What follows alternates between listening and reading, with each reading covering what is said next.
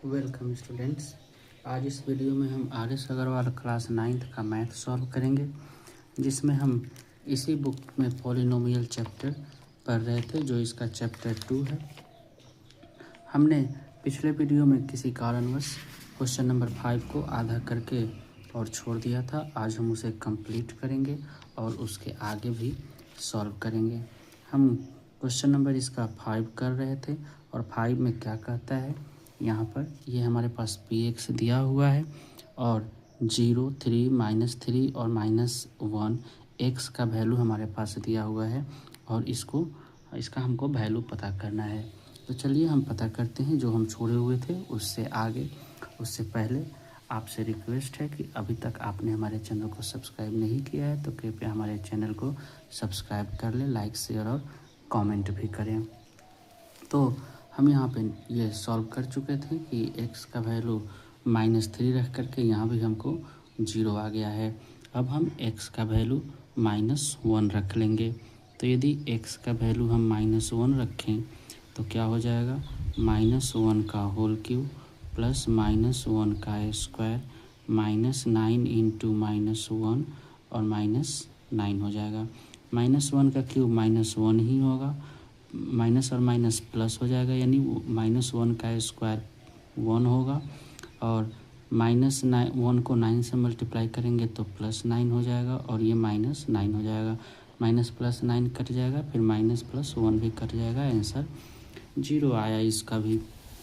यानी अब क्वेश्चन में कह रहा है कि what do you conclude about the zero of P x. तो क्या निष्कर्ष निकला कि ये जो सभी नंबर हैं वो पी एक्स का 0 है। तो हम इसे लिख सकते हैं कि यस, ये पी एक्स का 0 है। हम यहाँ पे थोड़ा सा करेक्शन करेंगे। यदि ये x का वैल्यू 0 रखते हैं तो ये तो यहाँ पे थर्ड टर्म में 9x है, तो x का वैल्यू 0 रख लिए तो ये तो 0 हो गया, लेकिन ये लास्ट में 9 है तो ये 9 ही रहेगा, यानी ये नहीं कटेगा तो ये 9 रहेगा। यानी आंसर क्या आएगा हमको, और इसमें से प्लस माइनस ये कट गया, एक ये वाला नहीं कटेगा, तो इसका आंसर आएगा 9। ठीक है, यानी एक 9 मिलता है हमको माइनस में और बाकी सभी का आया है 0।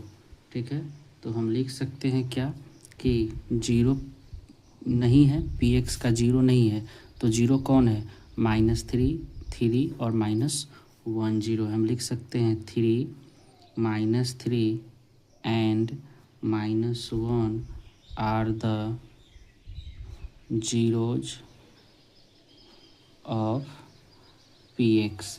यानी ये केवल यही 3 पी एक्स का 0 है। ये वाला पहला टर्म जो 0 है ये पी एक्स का 0 नहीं है। इस तरीके से हमारा क्वेश्चन नंबर 5 भी कंप्लीट हो गया है। अब हम क्वेश्चन नंबर 6 को कंप्लीट करेंगे। कि चलिए देखते हैं 6 नंबर में क्वेश्चन में क्या कह रहा है। तो क्वेश्चन नंबर 6 में वेरीफाई करना है और वेरीफाई करने के लिए कहता है कि 4 is a 0 of the polynomial P X equal to x minus 4। तो क्या x माइनस 4 का 0 एक 4 है, ये पूछ रहा है। इसका 0 -3, इसका 0 -2/5 और इसका 0 -1/2 है कि नहीं, ऐसा कह रहा है। चलिए हम वेरीफाई करते हैं। वेरीफाई करना बड़ा ही आसान है। हम इसको यहीं पे लिखते, चलिए कॉपी पे ही लिख के बताते हैं हम। इसका क्वेश्चन नंबर 6 का फर्स्ट नंबर है। तो क्या दिया हुआ है हमारे पास, पी एक्स लिखा हुआ है x माइनस 4 है ना। तो x माइनस 4 इक्वल टू हम क्या कर सकते हैं, 0 कर सकते हैं। तो x इक्वल टू 4, ठीक है, यानी x इक्वल टू 4 आ गया, इसका मतलब यह 0 है। ठीक है, अगला जो हमारे पास पी एक्स दिया हुआ है वो ये पहला का है। सेकंड का अब लिख लेते हैं क्यू एक्स इक्वल टू दिया हुआ है x प्लस 3 इक्वल टू, हम इसको 0 मान लेते हैं। तो x इक्वल टू 3 आ गया, यानी यह भी एक 0 है, माइनस में आएगा, प्लस है तो यहाँ पे माइनस में रहेगा। क्वेश्चन नंबर इसका थर्ड हमारे पास दिया हुआ है F x equal to 2 - 5x है ना, तो इसको हम इक्वल टू 0 कर सकते हैं।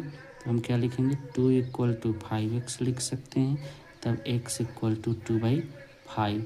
ये हमको इसका 0 आ गया। आगे बढ़ते हैं और इसका क्वेश्चन नंबर 4 सॉल्व कर लेते हैं। 4 में हमारे पास gy दिया हुआ है, तो gy इक्वल टू हमारे पास दिया हुआ है 2y + 1, और इतना का इक्वल टू हम 0 कर लेंगे, तब 2y इक्वल टू 1 हो जाएगा, तब y इक्वल टू 1/2 हो जाएगा हमारे पास। यानी ये सब इसका वेरीफाई हो गया, ये 0 है, ऐसा हम कह सकते हैं। तो इसका भी आंसर ये पूरा कंप्लीट हो गया। अब हम आगे बढ़ते हैं, क्वेश्चन नंबर 7 को सॉल्व करते हैं। क्वेश्चन नंबर 7 में भी हमको वेरीफाई करना है। कहता है कि 1 and 2 are the zeros of the polynomial px का दिया हुआ है। एक बार हम x का वैल्यू 1 रखेंगे और एक बार x का वैल्यू 2 रखेंगे, जिस तरीके से हम यहाँ पे रखे थे क्वेश्चन नंबर 1 और 2 को 1 से लेकर के 5 तक सॉल्व किए, इसी तरीके से हम इसको भी सॉल्व करेंगे। तो क्वेश्चन नंबर 7 को सॉल्व करने के लिए हम px लिख लिए हैं, इसका पहला था, और हमको एक बार 0 क्या रखने के लिए कहता है, एक बार 0 1 रखना है और एक बार 2 रखना है। हम देख के रखते हैं कि 0 आता है कि नहीं आंसर। तो एक बार पहले हम x का वैल्यू 1 रख लेते हैं ना, तो अभी 1 ही रहने देते हैं। यहाँ पे 1 रखेंगे तो 1 का स्क्वायर -3 × 1 + 2, तो 1 का स्क्वायर 1 -3 + 2। तो हम क्या कर सकते हैं, 2 + 1 3 हो जाएगा, और प्लस में और ये माइनस में, ये टोटल कट जाएगा, इक्वल टू 0 आ गया। अब एक बार x का वैल्यू यदि हम 2 रखते हैं तो 2 का स्क्वायर -3 × 2 + 2, तो यहाँ भी क्या हो जाएगा, 2 का स्क्वायर 4 - 6 + 2। फिर इसको भी इस तरीके से कर सकते हैं, 4 और 2 कितना हो जाएगा, 6 हो जाएगा, यानी ये प्लस में 6 हो जाएगा, ये माइनस में 6 हो जाएगा, यानी ये तीनों कटेगा, आंसर क्या आया, 0। यानी ये तो 0 है ना, तो ये प्रूव हो गया कि ये 0 है, 1 और 2। इसी का क्वेश्चन नंबर हम सेकेंड सॉल्व कर लेते हैं। तो सेकेंड के लिए हमारे पास यहाँ देख लीजिए, यहाँ px qx दिया हुआ है, x² - x - 6, और इसके लिए हमारे पास जो 0 है 2 और -3 है। तो हम इसको लिख लेंगे, हम qx equal to x² + x - 6 है, और x का वैल्यू एक बार पहले हम 2 रखते हैं और फिर -3 रख के इसको हम सॉल्व करेंगे। यदि 2 रखते हैं तो 2 का स्क्वायर + 2 - 6 हो जाएगा, तब 2 का स्क्वायर 4 + 2 - 6, यानी 4 और 2 6 - 6 इक्वल टू 0, 0 आ गया, तो यानी ये 2 0 है। अब इसी का यदि हम x इक्वल टू -3 रख के देखें तो -3 का स्क्वायर + -3 - 6, -3 का स्क्वायर हो जाएगा 9, अब प्लस और माइनस -3 और -6, फिर 9 माइनस माइनस प्लस, लेकिन चिन्ह रहेगा माइनस का, और 9 से 9 कट जाएगा, आंसर क्या आएगा, 0, यानी ये भी 0 है। तो ये भी प्रूव हो गया हमारा क्वेश्चन नंबर 7 का सेकेंड। अब हम क्वेश्चन नंबर इसी का थर्ड कर लेते हैं, 7th का। इसमें हमको Rx दिया हुआ है, Rx में दिया हुआ है x का स्क्वायर -3x, और इसका 0 है हमारे पास, 0 और 3। तो हम इसको क्या लिख सकते हैं, x का स्क्वायर -3x लिख सकते हैं। अब एक बार पहले हम x का वैल्यू यदि 0 रखें तो 0 का स्क्वायर -3 × 0, तो 0 का स्क्वायर 0 होता है, -3 को 0 से मल्टीप्लाई करेंगे तो 0 होगा, 0 से 0 कट जाएगा, आंसर 0 ही आएगा। अब यदि हम x का वैल्यू 3 रखते हैं तो 3 का स्क्वायर -3 × 3, 3 का स्क्वायर 9 है, -3 3 जा 9, 9 से 9 कट जाएगा, आंसर आ गया 0। यानी ये भी एक 0 है उसका, किसका, तो Rx का, और ये भी हमारा प्रूव हो गया। तो ये था क्वेश्चन नंबर 7 का 1 2 और 3। इसी तरीके से अब हम क्वेश्चन नंबर 8 को सॉल्व करेंगे, और 8 भी बहुत आसान है। चलिए हम देखते हैं कि क्वेश्चन नंबर 8 में क्या कह रहा है। क्वेश्चन नंबर 8 में कहता है यहाँ पे कि find the 0 of the polynomial following polynomial, यानी हमको इसमें से पॉलिनोमियल पता करना है इस तरीके से जैसे हमने क्वेश्चन नंबर इसका ये निकाला था 6 को वेरीफाई किया था, यानी यहाँ पर ये 0 लिख दिया है, उसके अभी जो बनाने जा रहे हैं उसमें ये नहीं दिया हुआ है, यानी इसको सॉल्व करेंगे तो ये वाला आएगा। चलिए हम देख लेते हैं इसको और इसी को हम सॉल्व करते हैं। तो हमारे पास जो क्वेश्चन है पहला, ये हमारे पास दिया हुआ है px का वैल्यू है x-5। तो x हम इसको क्या कर सकते हैं, इक्वल टू 0 कर सकते हैं, तो x इक्वल टू 5 आ जाएगा इसका आंसर। इसी तरीके से सेकंड क्या कहता है, qx इक्वल टू हो जाएगा यहाँ पे x+4 और इक्वल टू हम 0 मान लेंगे, तो x का वैल्यू क्या आ जाएगा, -4 आ जाएगा।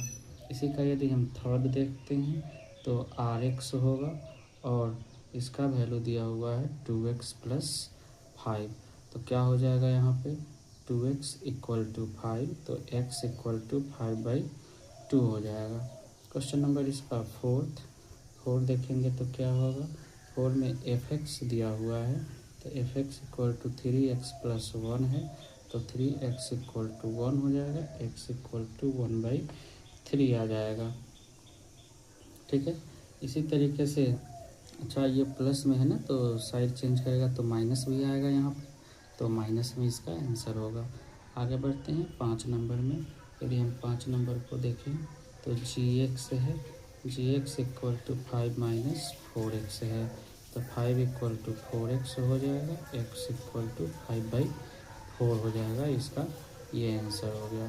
6 नंबर इसका देखते हैं। 6 नंबर h और x दिया हुआ है, इक्वल टू 6x - 2 है, तो 6x इक्वल टू 2 है, x इक्वल टू 2/6 है, कट जाएगा, ये कट सकता है 1/3 टाइम्स में।